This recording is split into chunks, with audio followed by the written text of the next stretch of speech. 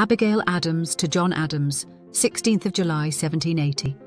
My dearest friend, I had just retired to my chamber and taken up my pen to congratulate you upon the arrival of the fleet of our allies at Newport, when I was called down to receive the most agreeable of presents, letters from my dearest friend, one bearing date March 28th by Mr. Izzard, and one of May 3rd, taken out of the post office. But to what port they arrived first, I know not. They could not be those by the fleet, as in these you make mention of letters which I have not yet received, nor by the Alliance, since Mr. Williams sailed 25 days after the fleet, and she was then in France. A pity, I think, that she should stay there when here we are almost destitute. Our navy has been unfortunate indeed. Am sorry to find that only a few lines have reached you from me. I have written by way of Spain, Holland and Sweden, but not one single direct conveyance have I had to France since you left me. I determined to open a communication by way of Guardoca. I wish you would make use of the same conveyance. This with some others will go direct to you by the Mars, Captain Sampson, commander, a state vessel. She will return in the fall. By her should be glad you would order all the articles I have written for by Mr. Guile, or any other way. So few opportunities offer that my list will contain more articles than I should otherwise mention. What shall I say of our political affairs? Shall I exclaim at measures now impossible to remedy? No, I will hope all from the generous aid of our allies in concert with our own exertions. I'm not suddenly elated or depressed. I know America capable of anything she undertakes with spirit and vigour. Brave in distress, serene in conquest, drowsy when at rest, is her true characteristic. Yet I deprecate a failure in our present efforts. The efforts are great, and we give this campaign more than half our property to defend the other.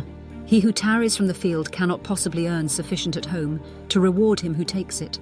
Yet should heaven bless our endeavours and crown this year with the blessings of peace, no exertion will be thought too great, no price of property too dear. My whole soul is absorbed in the idea. The honour of my dearest friend, the welfare and happiness of this wide-extended country, ages yet unborn, depend for their happiness and security upon the able and skilful, the honest and upright discharge of the important trust committed to him. It would not become me to write the full flow of my heart upon this occasion. My constant petition for him is, that he may so discharge the trust reposed in him, as to merit the approving eye of heaven, and peace, liberty and safety crown his latest years in his own native land. The Marchioness at the Abbey Reynold is not the only lady who joins an approving voice to that of her country, though at the expense of her present domestic happiness. It is easier to admire virtue than to practice it, especially the great virtue of self-denial. I find but few sympathising souls. Why should I look for them? Since few have any souls but of the sensitive kind.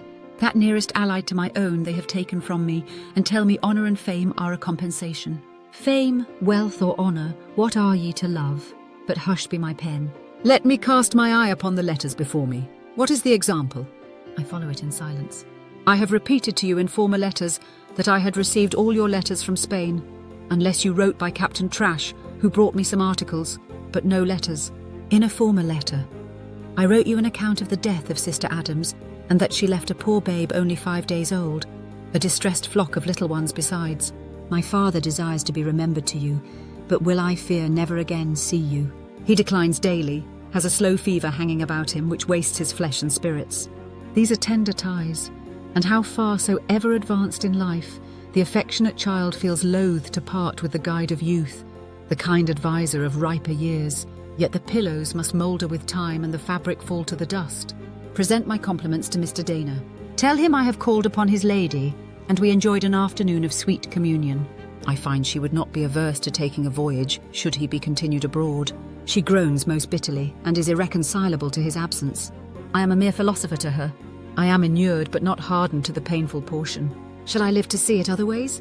Your letters are always valuable to me, but more particularly so when they close with an affectionate assurance of regard, which, though I do not doubt, is never repeated without exciting the tenderest sentiments, and never omitted without pain to the affectionate bosom of your Portia. If you enjoyed exploring the letters between Abigail and John Adams, please give this video a thumbs up, share it with fellow history enthusiasts, and leave a comment with your thoughts or questions. Don't forget to check out the description for homeschool materials that delve deeper into their fascinating lives and contributions.